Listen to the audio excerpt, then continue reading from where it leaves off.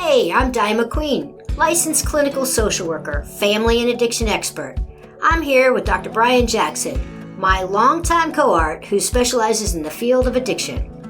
Welcome to Healing Families Shattered by Addiction. Di and I have worked with addicts, alcoholics, and their families for over 30 years combined. Our podcast and coaching programs focus on families who have a loved one suffering from addiction.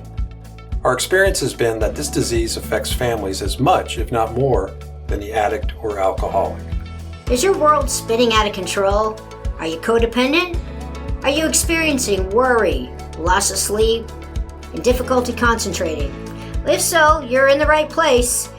Brian and I have both personally lived it, learned it, and now we're going to teach you tools and techniques on how to get your life back that you thought was shattered by addiction. Okay, let's dive in. Brian and I are so excited to introduce to you our new sponsor, Lakeview Health. They are a wonderful residential treatment center. Whether it's the family member who is looking for a place or the addict or alcoholic themselves, this would be the place that we would refer them to. Brian, you have many years of experience with Lakeview. Yeah, Lakeview Health is a center of excellent addiction treatment. They take an evidence-based approach, medical approach to treating this complex brain disease. They hold the Joint Commission's Golden Seal, and they were voted one of America's best treatment centers by Newsweek magazine. They deliver dual diagnosis, gender-responsive, and trauma-informed care at their gorgeous facility here in Jacksonville, Florida. But they do see people from all over the world do come here to Jacksonville to go to treatment at Lakeview.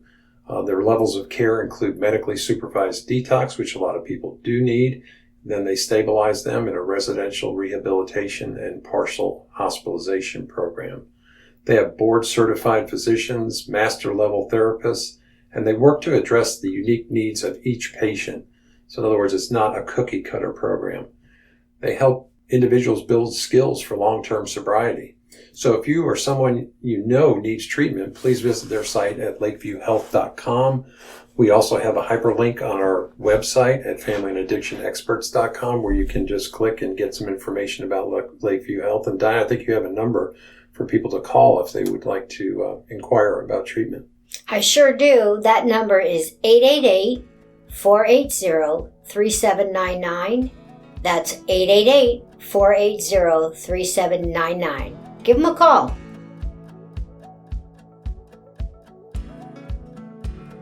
Hey everybody, this is Di McQueen. Welcome back to Healing Families Shattered by Addiction.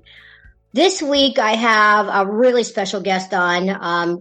Jake is so dear to my heart. Jake and I met probably about 5-6 years ago now. And he was getting sober at the time. And I was running a treatment center. So that's how we met. However, once, we got through all the sobriety issues, what we really started to realize is the emotional peel back that most of us really have to get into and do, and how, like, not only you might be the addict, much like myself, but once I really started to get into recovery, I realized there was so much more than just getting rid of the drink or the drug or the food or the sex or what have you. And I realized that most of my issues really related to my emotional immaturity and emotional sobriety.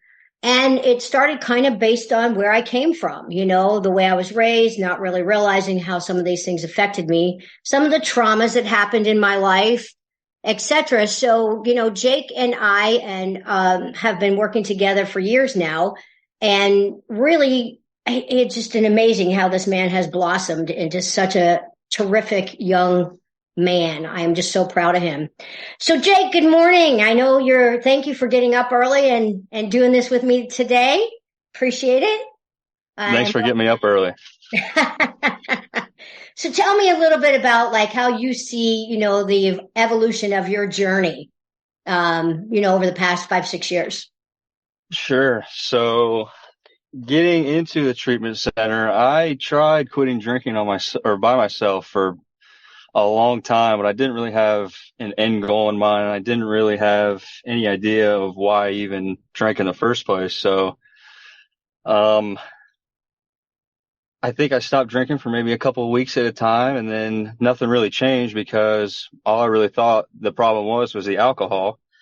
And I didn't really have a true understanding of what was actually going on inside me and how, my childhood and other things that had happened throughout my life had actually affected the way I thought about myself and how I thought I could, self-medicate myself rather than just, I guess, deal with reality and, kind of just grow through it. I think I started with you guys in 2018 or 19, so quite a few years now. And even going in, I was still kind of skeptical, and I don't know if you remember, but even 2 or 3 weeks in, I was just like, I don't even know if I want to do this anymore. And you guys told me to give it another week, and I did. And luckily for me, I mean, I was open-minded enough to give it another chance. And funny enough, just how it always works, those 2 weeks where I was like, okay, well, I'll give it another shot, is every single day was just something that I needed to hear from somebody. And it could have been 2 words, and it could have been an hour long, session where I'm just blown away by like, oh my gosh, I can't believe I didn't realize that before. And it just punched me in the mouth. And I'm like, oh, okay. I'm starting to get this now. Yeah, that's part of the issue, isn't it? I mean, so many people they quit before the miracle happens. And, right. I was really grateful that, and it's not uncommon, to be honest with you, as I told you then. And, I know Brian shared with you as well that, a lot of people, as they start to kind of wake up, they go, oh, I feel great. Everything's good. I'm good. Everything's fine now. I don't need this. And, that's the beginning, and it's just the beginning. And I always tell people, hang on, this is a long journey. And it's okay, because as it evolves, as you've seen, like what you felt like then is so different than the excitement you have of getting better and better and better today. Right? Yes. Or maybe it's not. I don't know. How's it working for you? Like, how's the evolution began? Like, I know, I remember you first coming into the office one day and saying, I really need to work on some things privately as well. So tell me how that journey began and how you felt like this is really taking me to a whole nother level. Yeah. So I remember, I think it was my first or second, like, evaluation before I started actual counseling and therapy, with Brian. And I just brought in an entire list of things that I thought could be the problem, or that I just didn't like, or, I mean, back then I would use the word hated. And he still talks about that to this day. I had a list of probably just like 15 or 20 things of just things that I knew that we could talk about. So going through that list, it was a lot of family things, like boiling down to it. It was a lot of conflict with my mom, a lot of just almost unrealistic expectations from my dad. And it was just instilled in me. I just thought that was normal. I'd go to other people's house and they just have a completely different relationship with their family. And I would always be like, well, what's wrong with me? And I would always put it on me, and not that it was their fault, but I mean, they did the best they could. But, sometimes we just, we do the best we can, and we don't really understand, one, ourselves enough to give out to other people. But we also don't really understand how our words and actions actually affect people, especially as kids, and especially as kids that, look up to your parents, and you're like, oh, okay, well, this has to be normal. Like, there's no way that my parents aren't perfect. And at a young age, like, I didn't really understand close to what I understand now. So I think just getting the understanding of first myself, and then being able to translate it into other people's behavior as well. Like, oh, okay, well, there must be something, something deeper within what they're saying as well, and what they're doing. And, I didn't really understand. I didn't really have a close relationship with my grandparents. But just, I'm more open with my parents now. So I get to talk, I talk to them about how they were raised and how my grandparents were. And my dad's got a huge family. He's one of 8. So I get a lot of insight from that family, and I'm very close to my aunt. So luckily she's able to, we're kind of on the same understanding, and she, she's shared with me many stories of how they were brought up and how chaotic it was. So I completely understand, at least from my dad's side, just how he came up with those kind of like rules for life. And Exactly. I love how you just said that, rules for life, because what we learn and didn't understand is a lot of this is generational and it gets passed down, and they're not intentionally trying to hurt us, but in fact they do. And so just by getting honest about this stuff, without blaming, without shaming or blaming, it's really just to clear the slate and understand why we do what we do.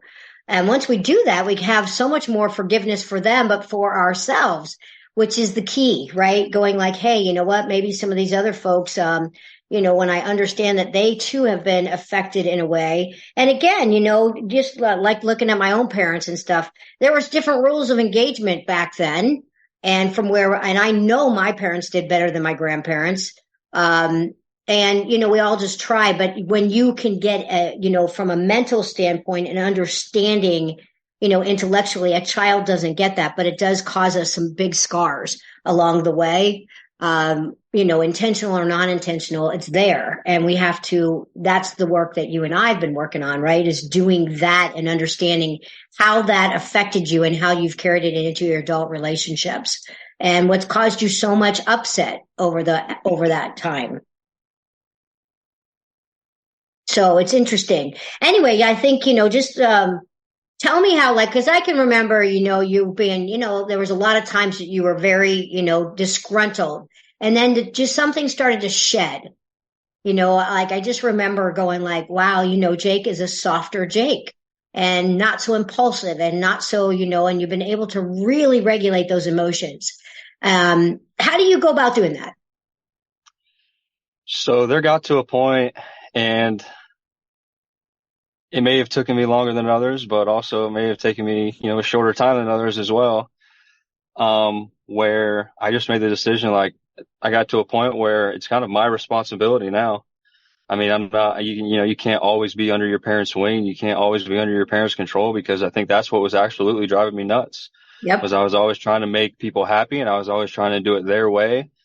And it wasn't necessarily a wrong or right way, but it just wasn't the way that I was comfortable with and what made me happy. And not that, I mean, I was a rebellious kid and I did some, some crazy stuff and stuff that I, quote unquote wanted to do, which probably wasn't the best, but, coming to see you guys, just kind of hashing everything out. Like it was a very judgment free zone where I felt like I could, even if it was the wrong thing to say, like I just wanted to get it out there and deal with it and acknowledge it. So really just getting with you guys and all the thoughts in my mind, I never really had anyone to share it with, because I always felt bad. I always felt like a victim. I always felt like I was blaming people. So I didn't really feel comfortable really talking to anybody, because it was always like, oh, you're just complaining. What are you complaining about? Because I had a good childhood. I had all the things that I wanted. I had, if I wanted something, all I had to do was ask for it. I was very blessed. I got a lot of things paid for in college. I did get a scholarship. So, whatever money they were going to spend, I guess I saved them a little bit. But a lot of it. Yeah. So, but yeah, it was really it was just getting everything out of my head and either onto a piece of paper or just admitting it to somebody else in front of my higher power as well. And that was a huge thing for me too, was I just never really had a connection with the higher power. And funny enough, my first day in counseling and I was reading all the signs on the wall, and it was all like spiritual stuff and religious stuff. And I was like, oh no, where am I? And, right. And I never really gave that right. And I never really gave that a chance either. And it was almost like you guys were the portal and the bridge to that higher power connection. And that has really just taken off for me. Oh, that's so kind. And I appreciate that. But you've done the work. And I think that's always the credos that people don't really understand is, we're a catalyst for change and we're the facilitators, but you have to do the work and you have to work hard. And, that's one of the things. You also mentioned something that was really key and important, I think, which is I was always living under my parents' wing, etc. And it's interesting, right? Because you weren't living at home, but we are in our heads. We are so stuck in how the family works and how it, comes across to each other and the world. And, regardless, I mean, it's like, I'm not living with mom, but I'm living with mom. She's in my head 24/7, right? And that's where, those changes began to occur, that I'm allowed to be an independent adult. I am, I'm not a child anymore. And even though some of my reactions are childlike, I need to, be able to emotionally grow up and become my own self and not apologize for that, because, who you have become is an amazing young man. And so I go, there's nothing remotely wrong with that, but that's where we live. And I know I certainly did. I mean, my mother was chiming in my head for years and years and years. And it was really hard because I'm like, good God, I left home when I was 16. What is going on here? Anyway, does that resonate with you at all? It's like, yeah, that's it, Absolutely. I think it's I would really be hard. 3 or 4 hours away, and I still was just always like second guessing myself on every decision I made. And at that point, I mean, through college, obviously 18 through 22, 23, however I was, I took a little longer route than other people, but Me too. but No worries. every decision, like baseball, school, personal life, I was always just like, what are they going to think? Like, are they going to yell at me? And being 22 years old and thinking like, oh man, I don't want to get yelled at by my dad, is like, it drove me nuts. Yeah, exactly. And you go like, as a matter of fact, the reality is, even if he did yell at you, you still are a grown adult and you're allowed to make choices, but we don't know that. So we have to really start to work through all of that, the minutia that goes on in our head. And, I always tell people, there's nothing that you can possibly say to me that is even going to remotely come close to the way that I speak to myself. Not today, but what I used to do. And it used to just roll and roll and roll and roll. And so it's so hard to break out of that. So, it sounds to me like, by working some really hard work and doing some of these, I mean, how did you do it? Did you do it through step work? Did you do it through a combination of things? How'd you do it? So through our program, we do 5 steps, I think. I think we got through 5. So that was the first 5 steps I've ever done in my life. And the only times I'd ever seen like step work done is obviously like the movies and stuff like that. And, I was going in, I was, again, I don't know about this, kind of very skeptical, but there was just a point where I was just like, you know what? I already know what happens when I don't have a program or don't work the steps or don't put any work in. And I didn't, like Brian says, like I didn't show up there on a winning streak for sure. So just, I love it. Yeah. So just being open and just giving myself a chance for once. Like I never really gave myself a chance for me. Like I was always doing things for other people and trying to get that like outward approval to try to bring it inward, and it never ever, like I could make everybody in the room happy and I would still be miserable and empty. So doing the steps, it kind of just filled myself back up and kind of realized like, there are obstacles and problems and things that are going to, make us mad and upset and depressed in this world. But what the steps did, really just gave me a bunch of tools and a lot of insight about myself and how I can overcome this stuff and realize like really just kind of change my attitude. So it was a lot of step work. But there, I listened to a lot of like recovery podcasts. I read a lot of books of just like spirituality and kind of just like growth and mindset and basically just like personal growth books. Yep. And it was funny. Every book and everything I listened to, there would just be one thing where it's like, man, I needed to hear that. And it just kept bringing me back. It's like that one shot in golf that just brings you back. You could shoot a 200, but that one shot that brings you back. I hate golf, but I'll see you next week. And it was kind of like that, and especially at first where I had to open myself up to myself. And I think that was the hardest part, was like really looking inward and and kind of realizing like, there are problems out there, but I'm not making it any easier on myself. Exactly. And when you and I started jumping into the adult child stuff, it was like a whole nother level of, understanding. And, I remember you just doing these aha moments of like, oh my God. And it doesn't mean we don't have problems in life. The fact that you've come so far doesn't mean that problems don't exist and that they won't exist, right? But it does mean I now know what tool to grab or who to call, or guess what? Di and Bri are always there, and we will, help in any way that we can. But those are the things that you've learned. And I go, and it's such a great thing to watch you, make these like stepovers going like, you've gone through some hard stuff in recovery. And, obviously we don't need to get into that today, but just watching yourself go through those hurdles. And when you look in the rearview mirror, you go like, hey, I can do anything. I'm, in a way, you're Superman. You go, I can get through no matter whatever it is.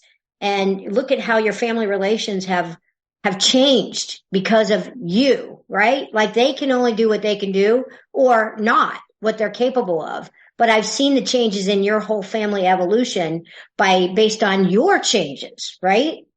Mm-hmm. So let's wrap with that. Tell me how you feel like that has manifested itself in your life. Sure. So I've kind of subscribed to the idea of nothing outward is going to change. I mean, people are going to be people, things are going to be things, situations are going to be situations. And the biggest thing that I found to change everything around me was to change inwardly. So my attitude completely changed. People at work are still, they're still something else, knuckleheads. So that's not going to change. But my attitude, like I don't have to play into that game anymore because I'm finally comfortable enough with myself to be like, they can say what they want and do what they want, but I know my capabilities and like I don't have to play into their negative stuff anymore. And with my family, again, like I think maybe my brother goes to therapy now, but I don't think that my family does like the work that I've put in. So to see the whole relationship change just based off of me not playing into their, quote unquote games. I mean, it's not like they're doing it on purpose or anything, for lack of better words. I don't have to play into that. Like I'm still a kid, like stuff like that. Cause I am my own person now, finally. And it feels fantastic, by the way. Well, you are fantastic. And I think it's awesome to go like, hey, being on this journey with you has been such a gift in my life. And I know in Brian's life as well. And I know it's interesting because, you work with each of us for different reasons. And it's awesome how, we're able to incorporate all of you into that. And, I can't thank you enough for jumping in here with me today. And just continuing to watch you evolve and grow is going to be such, I'm excited. I mean, it's been so fun to watch you so far and you've got such a great future ahead of you. So I go, whatever that is that you choose to do, I'm sure it's going to be amazing. And, I can't thank you enough for joining me today. It's a constant pleasure. I can't thank you guys enough. Well, we'll be seeing you, I'm quite sure. But in the meantime, everybody, Healing Families Shattered by Addiction. You can catch us on Facebook, on Instagram. Don't hesitate to reach out to us at www.familyandaddictionexperts.com. That's familyandaddictionexperts.com. I hope you have a wonderful rest of your day. And Jake, thank you again for being my special guest today. Thank you. All right. You have a great one. Thank you, you too. Thanks so much for joining our podcast, Healing Families Shattered by Addiction. We'll be back in a couple weeks with more important tools, techniques, and ways for you to focus on you instead of the alcoholic or addict in your world. Until then, please go to our website, familyandaddictionexperts.com. That's familyandaddictionexperts.com. You'll also see links to our Facebook and Instagram pages. Please also, if you have any emails that you would like to send us, that's info@familyandaddictionexperts.com. That's info@familyandaddictionexperts.com. With any thoughts, feelings, questions that you may have for us, we would love to hear from you, and we look forward to seeing you in a couple of weeks.